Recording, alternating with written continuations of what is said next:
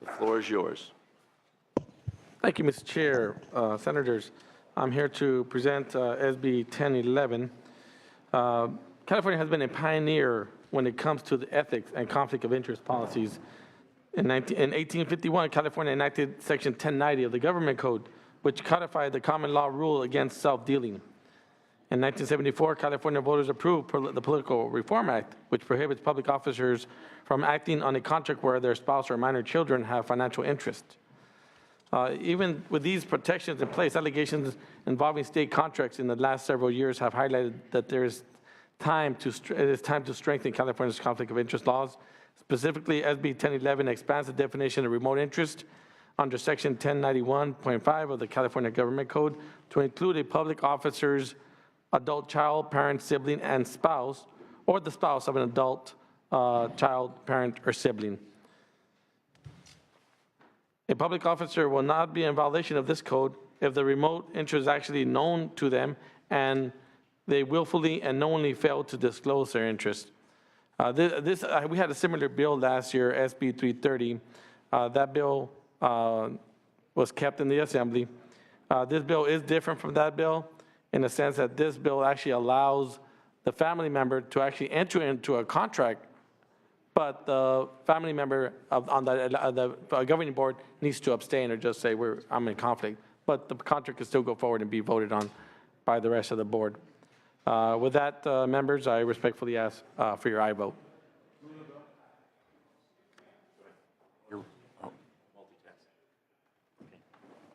Thank you, sir.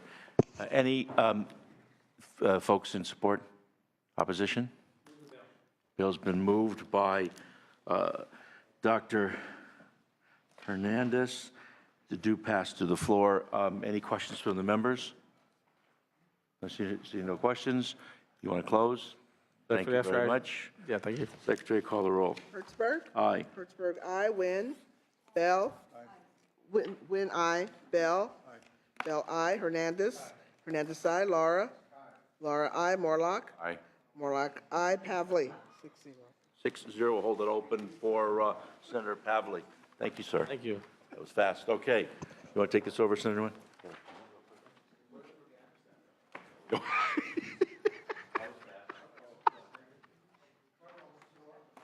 Okay, work him, Janet. Alan Gordon as well. Okay, Alan Gordon, step up to the plate. Okay, Mr. Chairman, Madam Chair. you're on file item 12. Senator. Okay, this is SB 1029, Madam Chair and members. Last year, there was an embezzlement of nearly $4 million of proceeds from bond issues issued by the Association of Bay Area Governments. And that's what prompted this discussion with the Treasurer's Office, who's the sponsor of this measure, and this measure trying to figure out, is there a real problem here? Was this an aberration? How do we, if there is a problem, how do we fix it? And so 1029 is the effort, collaboration of my office, this committee, and the Treasurer's Office as the sponsor, which would have a task force which was created by the Treasurer's, would be created by the Treasurer, which would develop best practice guidelines for how good bond proceeds should be managed, and identify strategies to increase transparency and oversight for the use of bond funds. This builds on the task force efforts in that regard by doing the following three things. One, it requires bond issuers to adopt debt policies and certify that the debt issuance is consistent with those policies. Two, the bill requires the debt policies to specify what uses of debts are acceptable, what types of debts can be issued, and what internal controls are in place to ensure the proper distribution of proceeds. And lastly, the bill requires debt issuers to submit an annual debt accountability report detailing for each account the amount of the outstanding debt, the amount not yet spent, the purposes for which the debt was issued, and the amount spent on each authorized purpose.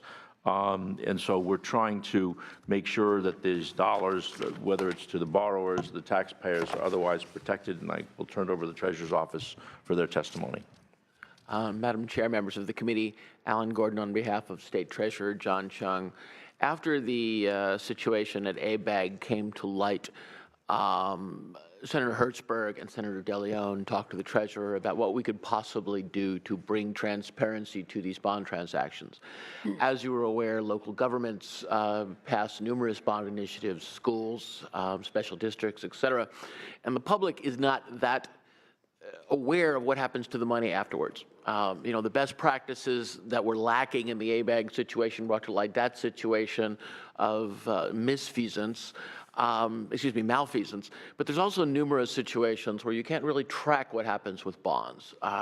Local school bond is passed, the money is lent. Does the school get built? Are the projects that were authorized, is the money spent? The Controller's Office does have a website that provides some of this, does have data sets that provide some of the information, but not in a way that is easily accessible to the public. The Treasurer is committed to local government, to CSAC, the League, Cash, et cetera, who are been working with Mr. Weinberg and myself to harmonize the information that we are looking for and that the controller looks for into something that will be transparent to the public. Senator Hertzberg has taken a lead on this.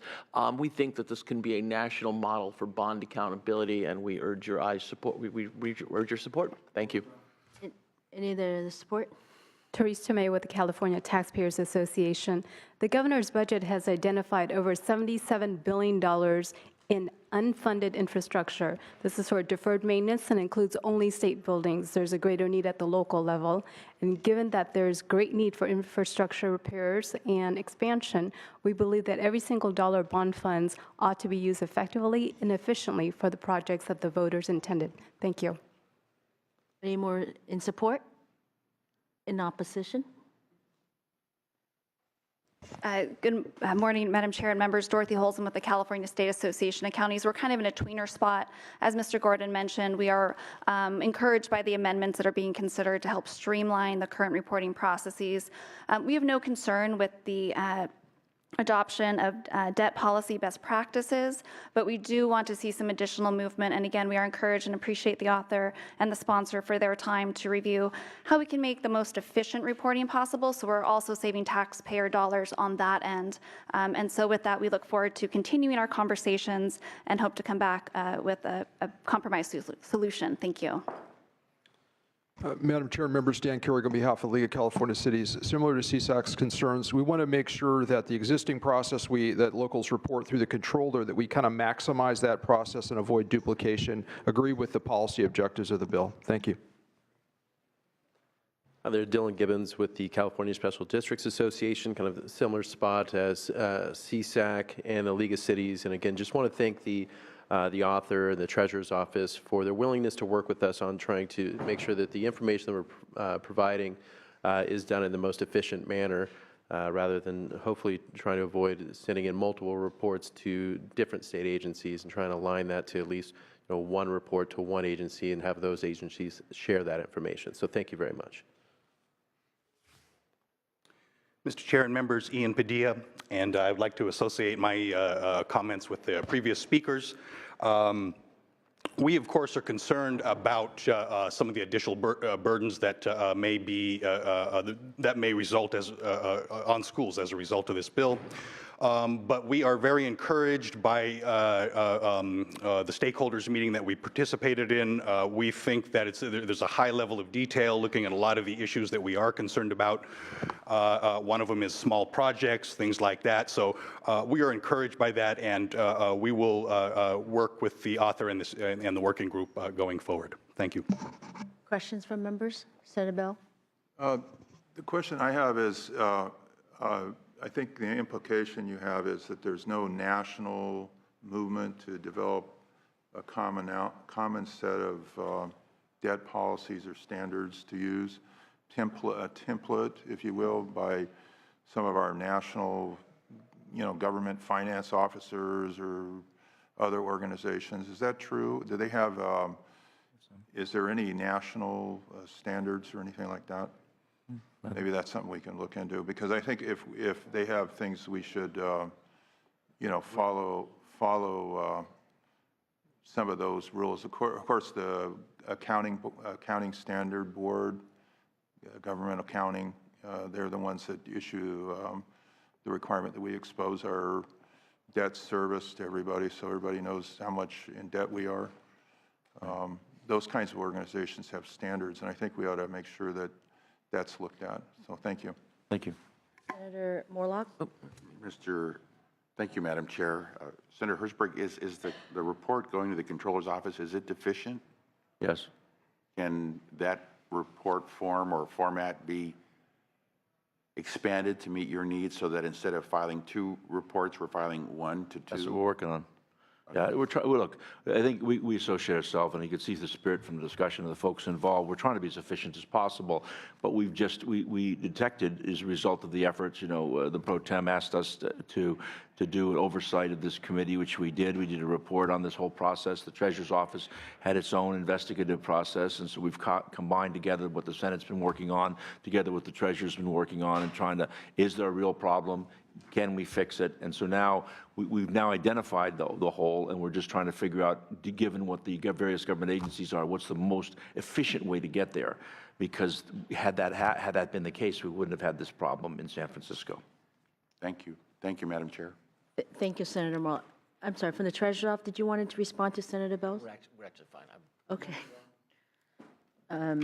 The bill has been moved. This is moved to do pass to appropriation. We could consider taking minor amendments in committee, but should wait to take most amendments in appropriation. Thank you. Secretary, call the roll. Hertzberg, Aye.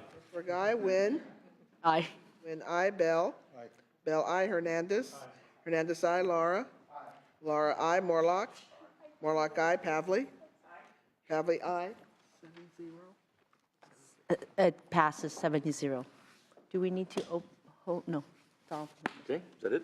Measure 7, was it? 7-0, measures out.